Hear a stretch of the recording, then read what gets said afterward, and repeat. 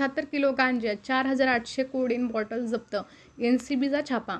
एनसीबीच्या अधिकाऱ्याने 6 तस्करांना जेरबंद करून त्यांच्याकडून 75 किलो गांजा आणि 4,800 कोडीन बॉटल जप्त केल्या आहेत.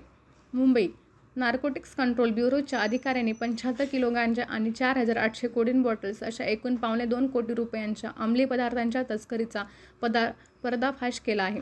ठाणे जिल्ह्यातील उल्हासनगर येथे ही कारवाई करण्यात आली असून या प्रकरणी 6 जणांना अटक करण्यात आली आहे.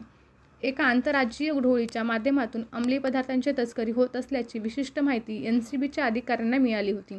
या टोळीतील तस्करीने कुरिअरद्वारे अंमली पदार्थ मागविल्याची माहिती अधिकाऱ्यांना मिळाली होती. अधिकाऱ्यांनी संबंधित कुरिअरच्या कार्यालयाबाहेर सापळा रचला होता. काही वेळाने ही व्यक्ती ते पार्सल घेण्यासाठी आली.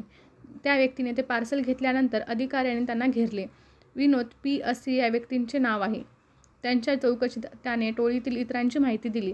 त्या अन्य 5 जणांना भिवंडी येथून अटक करण्यात आली. त्यांच्याकडे ₹1,18,860 आढळले. ते जप्त करण्यात आले आहेत.